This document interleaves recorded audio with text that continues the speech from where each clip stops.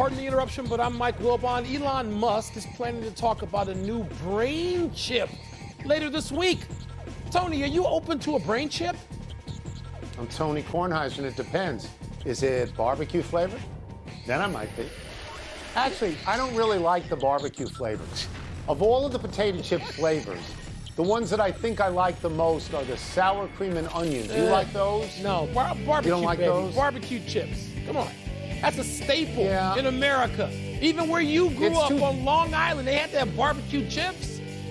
They did, but they're too sweet. They're sugar-coated. I mean, I really... Typical of no, you sorry, I to don't want like something them. sour puss. Don't like them. That's a good point you make. Welcome to PTI, boys and girls. In today's episode, the Sixers go home, the Nets target Pop, and the Dodgers are rolling. But we begin today with Luka Doncic. He hit a step-back three when everybody in America knew he was going to shoot, and he beat the Clippers in overtime yesterday to even that series at 2-2. Doncic had 43 points, 17 rebounds, and 13 assists. Rare air occupied by only Oscar Robertson and Charles Barkley in a playoff game. Wilbon, what did you think of the performance, and what does it mean for the Clippers? Tony, the performance, as you know, since you and I were on the phone, doing what everybody else in America is doing, which is going, ah! I mean, it's a scream out loud moment. It doesn't matter who you're rooting for. It's just, can you appreciate the game, the result, the drama, and this kid, his level of talent and poise and savvy. He just turned 21 years old fairly recently, Tony. And so Luka Doncic, I mean, he's up there.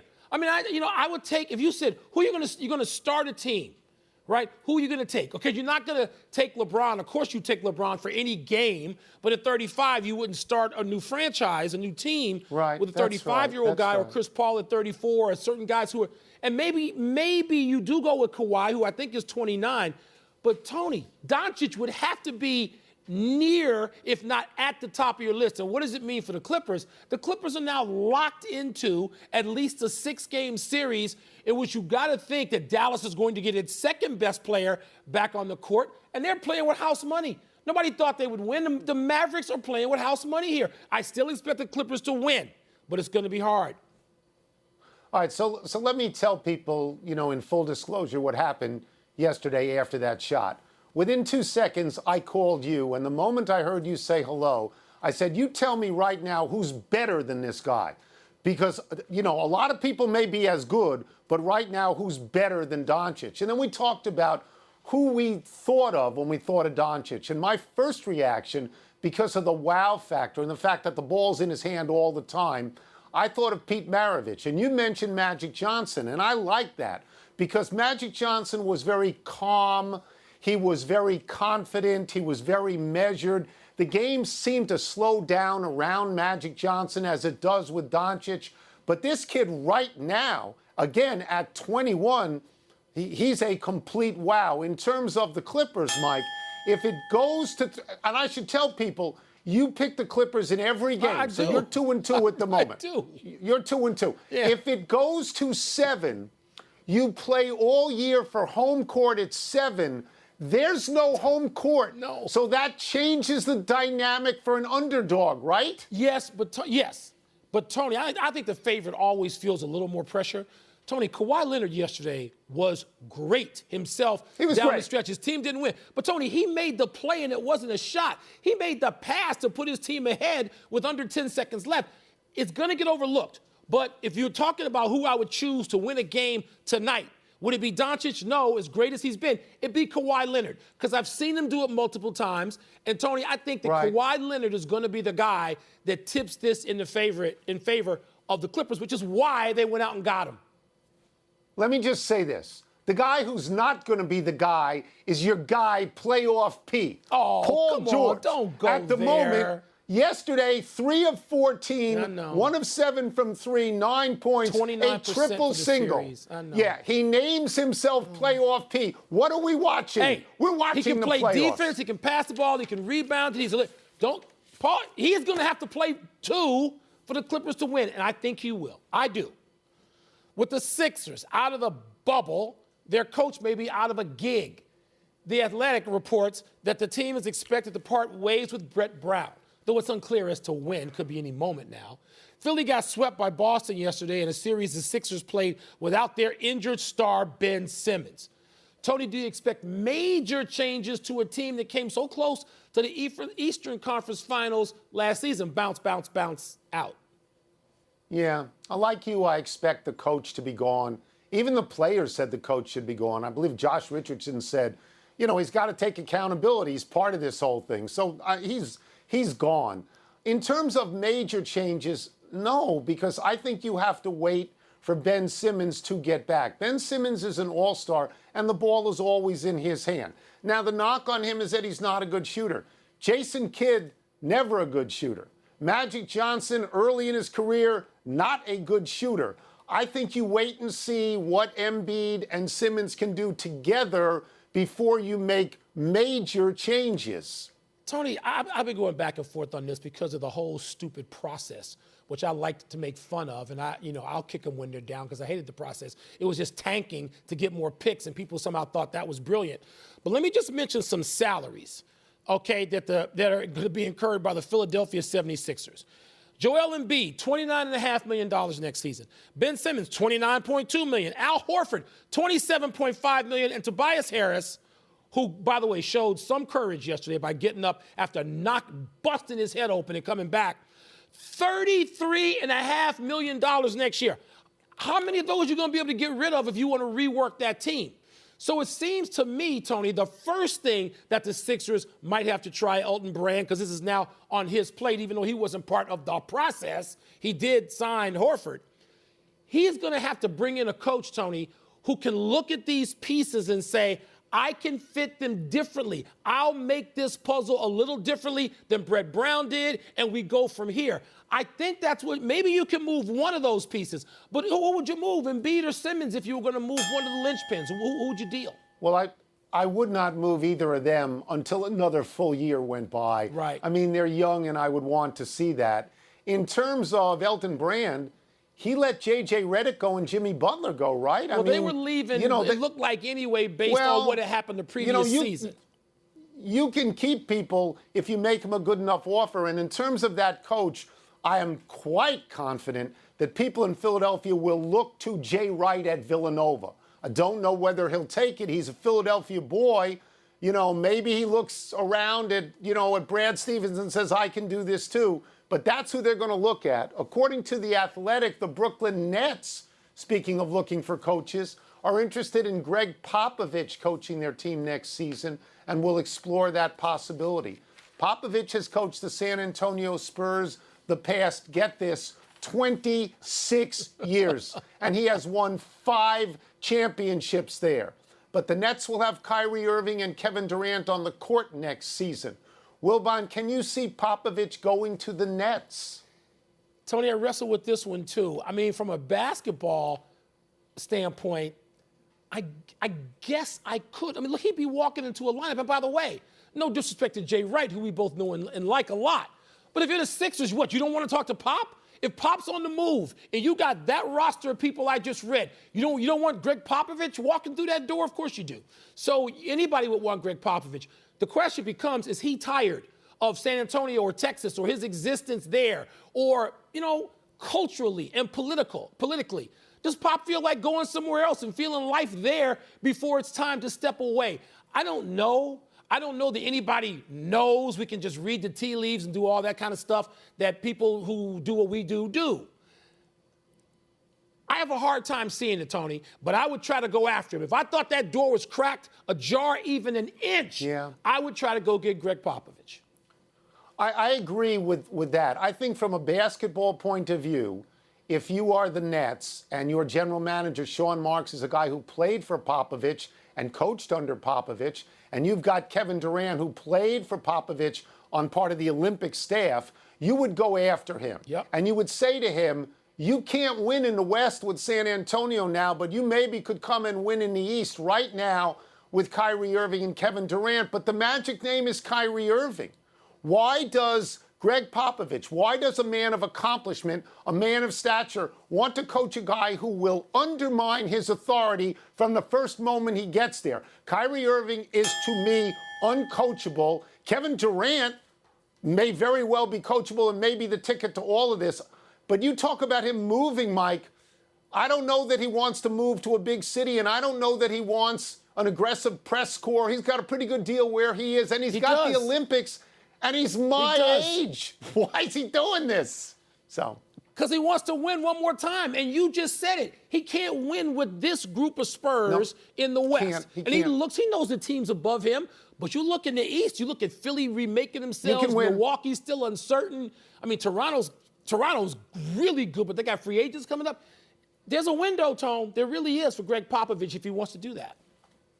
Let's take a break, but coming up, Donovan Mitchell and Jamal Murray combined for 101 points. And have the Dodgers now established themselves as the clear team to beat.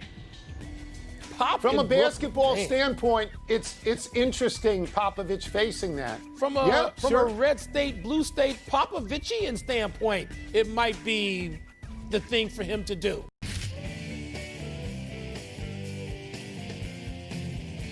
It's mail time. I'm not sure how you all got my home address. We're going to roll with it. Let me get the first one, if I can open this thing. How did you get the mailbox to the attic? Here we go. What's going on over there? Donovan Mitchell's 51 beat Jamal Murray's 50 in the Jazz win yesterday. Are these historic point totals more about good offense or bad defense? Tony, there was a lot of great offense going on. And to watch that game live, even though Donovan Mitchell often had too much space because Denver's defense is terrible, he had to make some incredible shots to get to 51 points. And only the third guy, I think, to score 50 points twice in the series, Allen Iverson, Michael Jordan, the others. But, Tony, there's some bad defense. Denver has allowed the opponent to shoot 50% or better 6 of its last 7 games. That's insanely bad defense. And Utah is not going to be thought of to be up there with, like, the bad boy Pistons either. There's some bad defense. There's some great offense, Tony. Jamal Murray has become a major player in the bubble. So I agree with this. I agree with the notion that for 3.5 months, people had nothing to do but shoot the basketball. Yeah. The basketball has to go in for you to score, and they can really shoot. But some teams play no defense at all. The Nets allowed 150, played no defense at all. And in your favorite series, Dallas and the Clippers, each is allowing the other about 6,000 points a game. Let's go to the next one. A lot of both, Tony. Have the Dodgers convinced you that they are baseball's team to beat? I'm not even sure the Dodgers are the team to beat in the NL West. You know who I'll take? And I know the start, when we did our tiny little baseball preview at the start of this season, whatever this is, I said the Dodgers. I picked the Dodgers. Well, now I'm going back on that. I'll take the Padres, who've also won 7 straight in division. They have, for my money, the best, most exciting player in baseball, Fernando Tatis Jr., with Machado and Will Myers and Hosmer in that lineup, Tony. And the Padres are exciting. You can't take your eyes off Tatis Jr. I'm taking the Padres, not the Dodgers. So I'm going to stay with the Dodgers. They're 22-8 at the moment, which is a 119-win pace. Here's what they lead the majors in right now. Runs, home runs, ERA, and bullpen ERA. What else is there? That's all there is to lead the majors in. Now, the problem, and the reason you say what you say is because we have seen the Dodgers get knocked out. In division, even if they get to the World Series, they don't win the World Series. Something always happens. But at the moment, they're the best team. They're the best at the moment. I'm projecting. The San Diego Padres. How exciting. The Grand Slams. Slam Diego. Have you been paying attention to them? No, Did Dustin Johnson's win feel historic to you? Well, it was historic. I don't know if it felt historic to me. It's only at Kapalua. PGA Tour has had 3 guys go 30 under, ever. Twice at Kapalua, where the courses are so receptive and it's the beginning of the year and they want people to watch golf and they hype it up and they make it so easy. That was not the case yesterday. It was the first time that somebody went 30 under somewhere other than Kapalua. And it was Dustin Johnson, Tony, who is number 1 in the world. So it's not like he just appeared out of nowhere. I like Dustin Johnson. I'm rooting for him. And this was historic. So let me clarify one thing. I do watch San Diego. I think they're very exciting. When I don't watch the Nats, I watch a lot of other baseball. This did not feel historic to me. Why not? Because I didn't think the tournament, there was not a contested tournament, and because I don't personally think Dustin Johnson is charismatic. But I'll tell you this. What? If I finished in second If I was Harris English and I went minus 19 is going to win most weeks. If I'm Harris English, I may never get minus 19 again. And if I'm minus 19 and I'm 11 shy of the other guy, I'm pulling my hair out. That's unbelievable DJ is going to win one of the majors remaining. Well, we'll see. Either the U.S. Open or the Masters. He's going to win one of them. Fine, he's got one to this point, which is why Brooks Koepka rips him. Enough email. Let's take one last break, but still to come, the Ravens cut ties with Earl Thomas. Where does he go from here? And does it make sense that the Ohio State University is ranked second in today's preseason college football poll when they ain't even playing? The mailbox did well. It stood up well. I'm happy with the mailbox. Does it have altitude sickness for being up in your attic? No, it's got a mask on.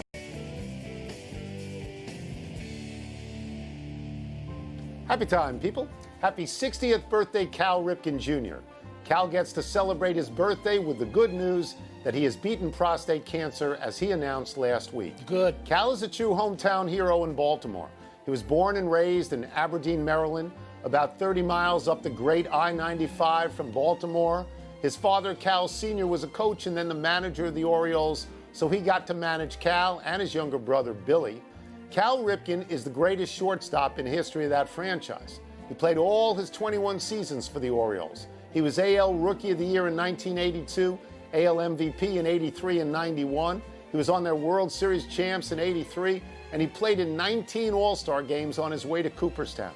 But what Cal is most known for is his consecutive game streak of 2,632 games. Nobody will ever break that. On a personal note, Wilbon and I were in Camden Yards the night Cal broke Lou Gehrig's record of 2,130 consecutive games. We were there with Shirley Povich, the great Washington Post sports writer who was in Yankee Stadium when Gehrig set the record. Of all the memories that we have as sports writers, that's right near the top. Near the top, Tony. It might not be at the top, but it is near the top. Cal Ripken played in 2,302 games at shortstop. Is he the greatest shortstop, not just in Baltimore Orioles history, we know that, but in all of baseball history? I mean, you got guys like Jeter, Ozzie, Aparicio, Vizquel. A-Rod only played about half that many games at short, but do you have A-Rod atop the pyramid, the shortstop pyramid? Do you have Cal Ripken at the top? Cal. Oh, Cal. Cal at the top. Just absolutely. Checking. I ain't gonna argue. Happy anniversary, Jerry Rice. On this day 14 years ago, the greatest receiver ever retired as a 49er after signing a one-day contract with his original team, where he played for 16 years. The contract was for $1,985,806.49, a set of numbers referring to the year that Rice was drafted, his uniform number, the year he retired, and the 49ers. The contract was purely ceremonial. No check was cashed. Mike Tyson, of all people, recently credited Rice for inspiring him to return to boxing when he saw what good shape Rice was in. Rice, soon to be 58, is 4 years older than Tyson. Rice holds all the meaningful receiving records, which are career yards and career touchdowns. He also holds the record for total touchdowns, and the 1,256 points Rice scored are more points than any non-kicker. The point to make here is that although we associate Rice exclusively with the 49ers, he wandered around a bit before retiring. 3 years in Oakland, 1 in Seattle. It helps explain what Montana, Favre, and now Tom Brady did. I know it's blaspheme to you, but I'm going to make the case right now for Jerry Rice as the greatest player in football history. Not greatest receiver, greatest player, Tony. He's number one in total touchdowns, 33. Oh, 33 ahead of Emmett. He's got 41 more touchdown catches than Randy Moss. He's got 6,000 more yards than Fitz. These are Hall of Famers. In second place, Jim Brown does not lap Walter Payton or Emmitt Smith. Jerry Rice laps everybody else. I'm making the case for Jerry Rice as the greatest player of all time. Earl Thomas, the former Legion of Boom standout safety, was cut yesterday by the Baltimore Ravens, who decided the juice wasn't worth the squeeze. Thomas threw a punch at fellow safety Chuck Clark at practice on Friday and was sent home. By Sunday, the Ravens had determined that Thomas, quote, personal conduct adversely affected the team, unquote. A year and a half ago, the Ravens signed the 7-time Pro Bowler to a huge 4-year, $55 million free agent contract.